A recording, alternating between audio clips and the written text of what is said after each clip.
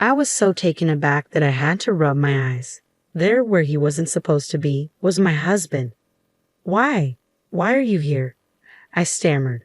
My husband was supposed to be on a business trip to New York. Yet here he was in Los Angeles in a hospital of a neighboring city. The shock didn't stop there. Next to my husband was a woman and a child snuggled up close. The mother and child were smiling gently at my husband, and he, in return, was smiling warmly at them. Anyone who didn't know better would think this was a snapshot of a happy family, but I knew differently. What I was witnessing was an odd scene where my husband was with an unknown mother and child. I couldn't just stand by and let this pass. I slowly approached them and called out from behind. My name is Farah, 35 years old. After graduating from university, I started working at an advertising agency. I got married at 28, and it's been 7 years now. My daughter, Emily, who I gave birth to when I was 30, is almost 5 now. She's been growing up healthy and strong without any major illness. My husband, Jacob, is a corporate employee, but he's been increasingly busy for the past few years, frequently coming back late at night and going on business trips. For that reason, our daughter Emily has developed a slight aversion towards him. "Mommy, is Daddy coming home today?" my daughter asked me as I was preparing dinner. I paused from my cooking, looked at her, and replied, "He will come home, but he might be late as usual. Daddy seems to be busy with work." "Really? Then it's just you and me until bedtime?" she asked. "Yes, that's right," I answered. "Yay! Hey Mom, let's watch the anime we recorded together." "Okay, after we eat dinner and take a bath." My daughter's face lit up instantly, and she went to spread a tablecloth in the living room. Seeing my daughter visibly happy about my husband's late return made me feel a bit complicated, but it couldn't be helped. It wasn't unreasonable that my daughter wasn't attached to him. My husband only came home to sleep. We used to go out as a family on our days off, but the last time we did that was more than a year ago. My husband's work was so busy that working on weekends was not unusual. On his days off, he would go out alone. He was home very rarely, and when he was, he just locked himself in his room to watch movies or browse the internet. Especially in the last year, he had no conversation with our daughter, and they didn't speak to each other even when they were face to face. I was always the one who had to mediate, which was quite stressful considering we are a family. Our daughter, Emily, is almost 5 now. If we keep going like this, I'm afraid she will really stop being attached to my husband. She used to love going out as a family and adored my husband. I want them to go back to how they used to be. Thinking of this, I decided to wait for my husband's return to try to change this situation. When I greeted him with a welcome home as he came in late at night, he made a clearly displeased face. Although I was a bit annoyed by his attitude, I decided to start a conversation anyway. "Hey Jacob, you haven't had a proper conversation with Emily for about a year, have you?" "Not really. I don't think so. There's nothing to talk about," he replied. "You were her father. I wish you would act like one. All of her friends go out as a family, and only our house doesn't even talk to their father.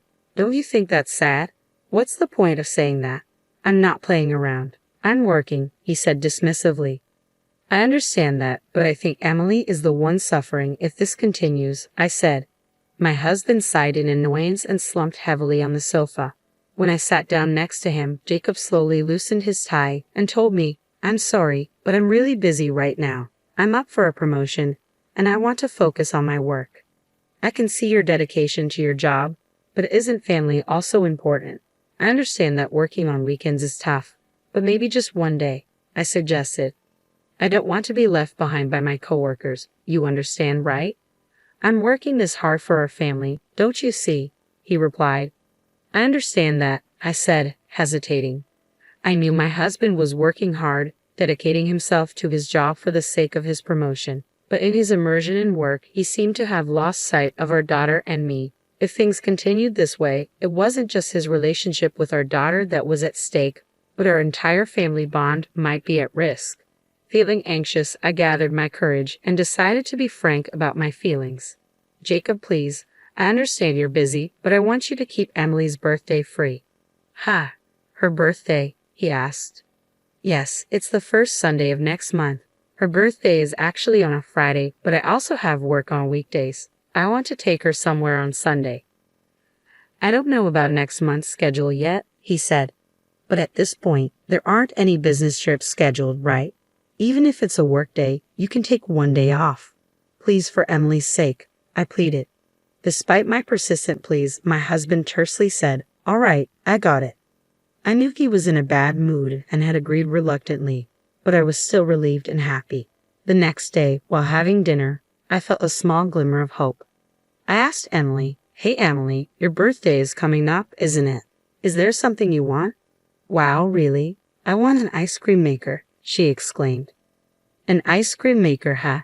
Well, let's go check it out together next time," I said. "Yes, yay, so happy," she replied, watching my daughter happily enjoying her hamburger. I thought this was a good moment. I put down my chopsticks, looked into her eyes, and said, "Emily, how about we go out with Daddy on your birthday?" "Huh? Daddy, isn't he working?" she asked. "Daddy said he's going to take the day off for your birthday, so let's go somewhere you want to go, just the three of us." "Really? I want to go to the amusement park." "All right then, let's go to the amusement park. You can choose anywhere you like, as long as it's somewhere we can go, okay?" "Yay, Mommy, thank you." Throughout the meal, she was restless, repeatedly asking, "Is Daddy really coming too? Can the three of us really go?" It was adorable, and I couldn't help but smile. I thought she disliked her father, but it seemed she was indeed lonely deep down. She seemed much happier than I had imagined, particularly at the prospect of the three of us going out together.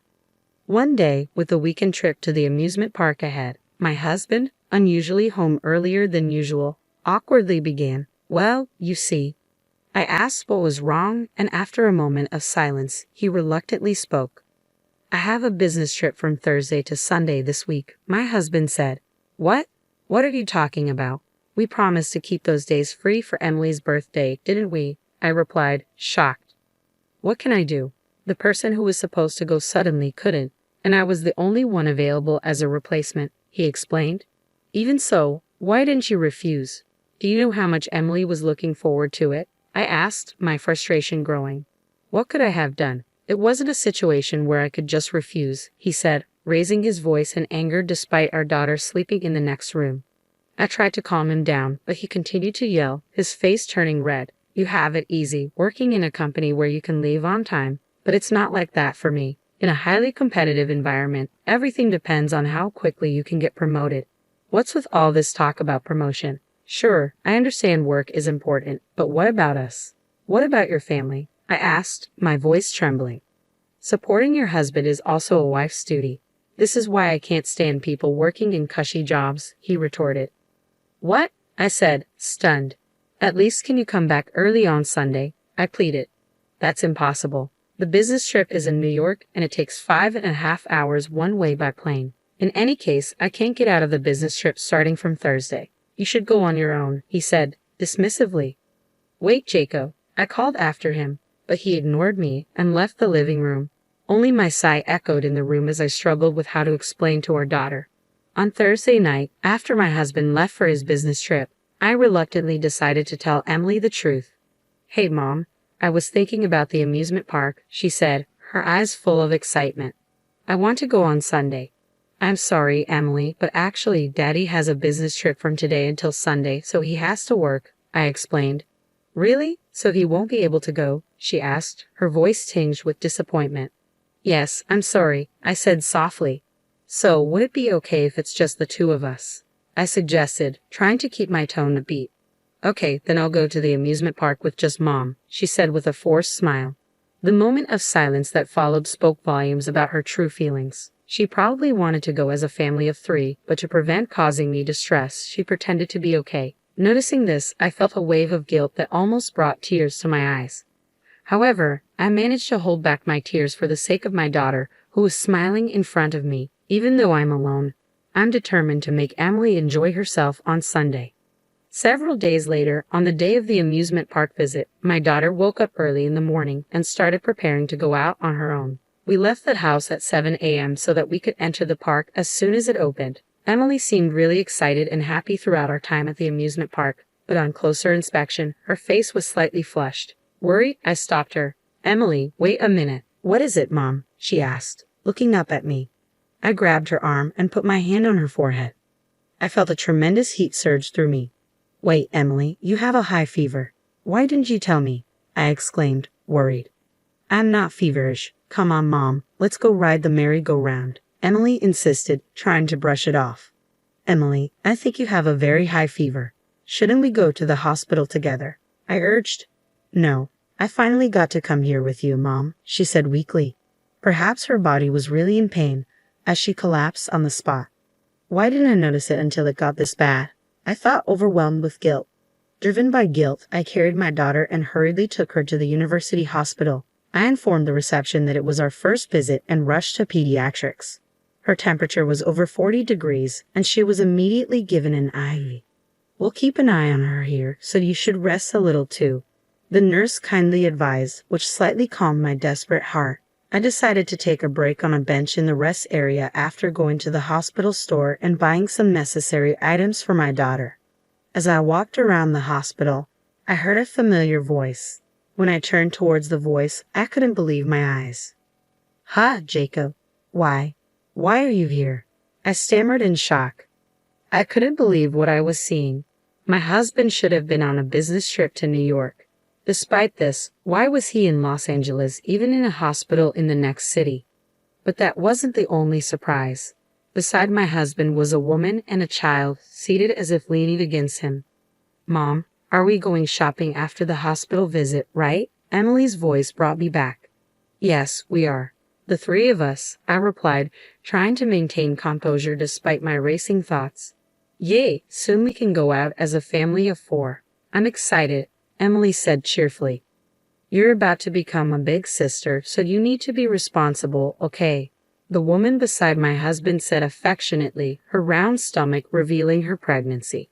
From what I overheard, it seemed the mother was pregnant with her second child. My husband was happily stroking her stomach, and the mother and child were smiling softly at him, with him returning the smile kindly. If a stranger saw them, they might think it's a scene of a happy family, but not for me. What I was seeing was a strange scene. My husband with a strange mother and child. I couldn't just stand by and let this slide. I clenched my fists, shaking with anger, and bit my lower lip. So, that's how it is. Working on holidays, business trips. In the end, they were all lies. I can't forgive him for continuously betraying me and Emily. I muttered to myself, feeling a surge of betrayal and hurt. I took steps towards them, stood behind them, and slowly opened my mouth. "So, the business trip is over already, huh?" I said sharply. At the sound of my voice, my husband turned around abruptly. His face was ashen, and he looked like he had seen a ghost. Desperately, he squeezed out words. "Vera, why are you here?" "Emily and I went to the amusement park, but she got a fever. She's getting an IV right now. More importantly, why are you here?" I demanded, my voice tinged with anger and confusion. "No, well, that is," he started, clearly flustered. "And who are these people?" I asked, turning my attention to the woman standing beside him. Upon hearing my question, the woman looked down, her face turning pale. "You miss," I continued, my voice steady but filled with intensity, "what were you doing just now? Today's the day of Mom's prenatal checkup. Even though Dad is busy with work, he always accompanies us to the hospital," the little girl piped up innocently. "That's nice. You must really love your mom and dad," I replied, trying to maintain composure. "Yeah, we're going to the amusement park together next time, right, Dad?" the little girl continued, unaware of the tension. My husband, startled, forced a strange smile on his face. Just then, the little girl said she was going to the restroom, providing me with the perfect opportunity to confront my husband. "Would you care to explain?" I asked, my voice cold and accusatory. "No, it's not like that. This is," he began, clearly struggling to find an explanation. "What's not like what? From what I heard, you're the father of both that girl and the baby in her mother's womb. Yet you kept telling me and Emily that you were working or on a business trip. Just how low can you stoop?" I interrupted, unable to contain my anger any longer. "Wait, let's calm down for a moment, okay? I wasn't planning to leave you or anything," he pleaded, his expression a mix of guilt and desperation. I grabbed the collar of his shirt and pulled his face close to mine, so close our noses almost touched. I stared at him coldly, my voice a harsh whisper. "Don't mess with me. How far will you go to betray Emily? Are you really her father? Don't make me laugh, I seethed, my anger boiling over. After deeply hurting your own daughter, you dare to father another child with someone else. You're nothing but an irresponsible scumbag. No, it's not like that. Please forgive me, he pleaded, his voice strained with guilt. Forgive you? You have the audacity to ask for forgiveness. Neither Emily nor I will ever forgive you. When we get home, I want you to fill out the divorce papers. Get ready for it. All right. With a fierce shove, I pushed him away and stormed off. On the way home, with my now stable daughter, I stopped by the city office and picked up the divorce papers. Once we got home, I gently explained everything to my daughter in a way she could understand. She seemed to take in everything I said, and in the end, she said this. I'm glad it's not Mom who's leaving. What? I asked, surprised by her words. You always look so sad when you talk to Dad. As long as I'm with Mom, I'll be okay with anything. But Emily, I thought you loved Dad.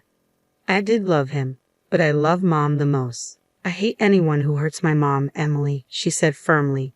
My daughter's smiling face blurred through my tears. To hide my about-to-fall tears, I held my daughter tightly. Afterward, I divorced my husband. I made sure to claim alimony from him and the woman who was about to have his child.